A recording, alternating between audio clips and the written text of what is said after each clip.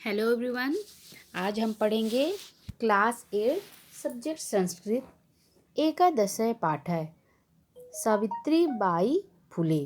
सबसे पहले इसमें देखिए कोष्टक में क्या लिखा हुआ है। शिक्षा हमारा अधिकार है। हमारे समाज में कई समुदाय इससे लंबे समय तक वंचित रहे हैं। उन्हें इस अधिकार को पाने के लिए लंबा संघर्ष करना पड़ा है। लड़कियों को तो और ज़्यादा अवरोध झेलना पड़ता रहा है। प्रस्तुत पाठ इस संघर्ष का नेतृत्व करने वाली प्रातः स्मरणीय एवं अनुकरणीय महिला शिरोमणि सावित्रीबाई फुले के योगदान पर केंद्रित है। ऊपर निर्मितम चित्रम पश्यत, यानी ऊपर बने हुए चित्र को देखो।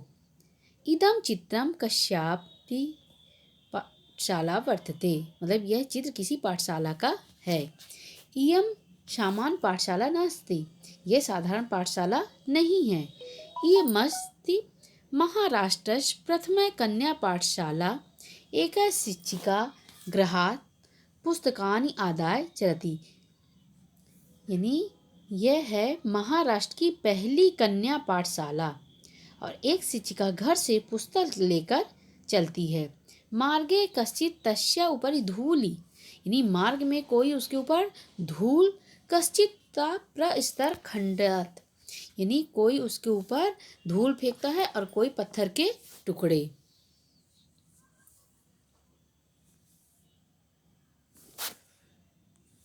छिपाती मतलब फेंकते हैं। परम सा स्वदृढ़ निश्चयात न विचलन्ति, परंतु वह अपने दृढ़ निश्चय से नहीं हटती। स्वविद्यालये कन्या भी सा विनोदयत सा अध्यापने संलग्ना भवति, अपने विद्यालय में बालिकाओं के हंसी मजाक से बातें करती हुई वह उन्हें पढ़ाने में लगी रहती है। तस्या स्वकीयम अध्ययनमपि, महिला उसका अपना अध्ययन भी साथ में चलता है। आप यू मीमा महिला जानीत, कौन है ये महिला? ये में महाराष्ट्र प्रथम महिला शिक्षिका सावित्रीबाई फुले नामधेय। क्या तुम इस महिला को जानते हो? यही महाराष्ट्र की प्रथम महिला शिक्षिका जिसका नाम सावित्रीबाई फुले है।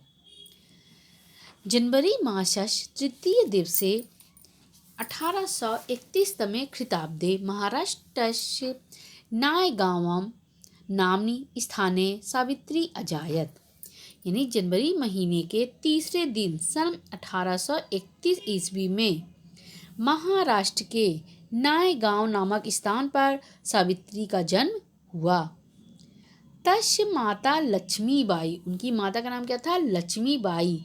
पिता चा खंडोजी इति अभिहित, और माता का नाम लक्ष्मीबाई और पिता का नाम क्या था? पिता खंडोजी थे।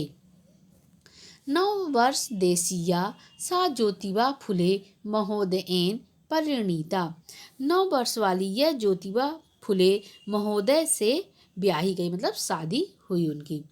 सो अपि तदानीं 13 वर्ष कल्प एव आसीत, यानी 13 वर्ष में ही उनकी क्या हो गई? ब्याह हो गया। उस समय कितने वर्ष की वो थी? 13 वर्ष की थी। यतो हि सा स्त्री शिक्षाया प्रबला समर्थका आसीत्, अतः सावित्र्या मनसि स्थिता अध्ययनाभिलाषा उत्साहं प्राप्तवती। इसलिए सावित्री के मन में स्थित अध्ययन की अभिलाषा स्रोत को पा गई। उसकी इच्छा क्या थी कि अध्ययन मैं करूं। इससे पहले उसने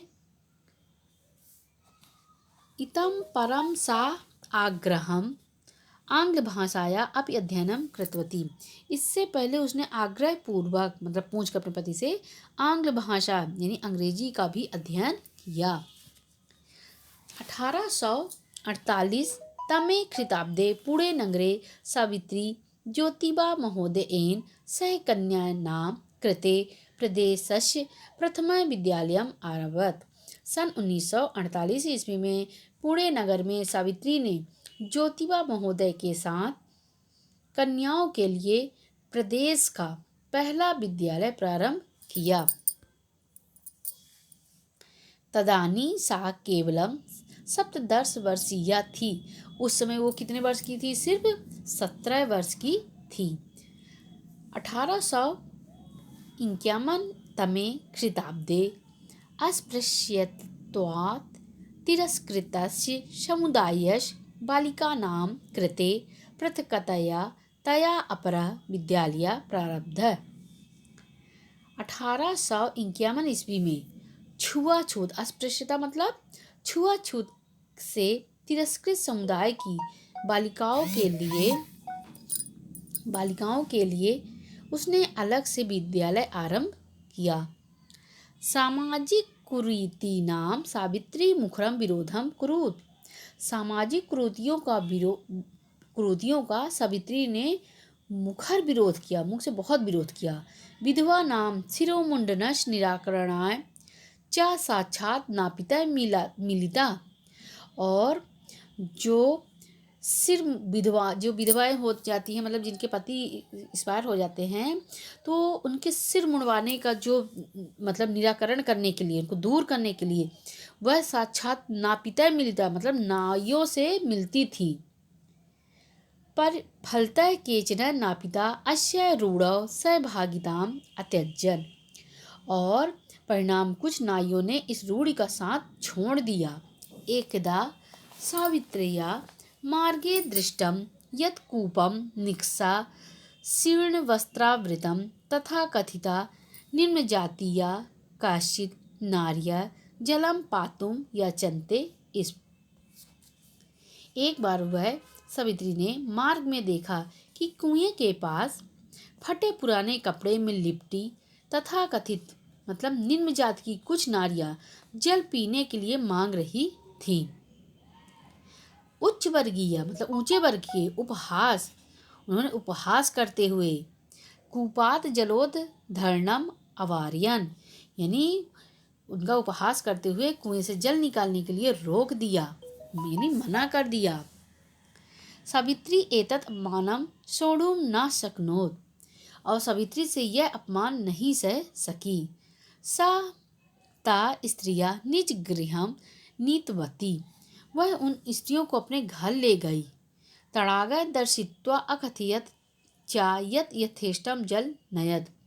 और इससे जल लेने से जाति का बंधन नहीं है। मतलब अपने घर ले गई, तालाब दिखाकर कहा कि जितना चाहो उतना जल इससे तुम लोग ले लो। ये जल क्या, ये जो तालाब है क्या है सबका? सार्वजनिको अयम तड़ागा। ये एक सार्वजनिक तालाब है, मतलब इसमें सभी लोग पानी ले सकते। अस्मात् जल ग्रहणे नास्ति। इससे जल लेने में जाति का बंधन नहीं है। तया मनुष्याणाम समानताया स्वतंत्रतायाश्च पक्षः सर्वदा सर्वथा समर्थिता। उसने मनुष्यों की समानता व स्वतंत्रता के पक्ष का पूरी तरह व हमेशा समर्थन किया। Okay, thank you.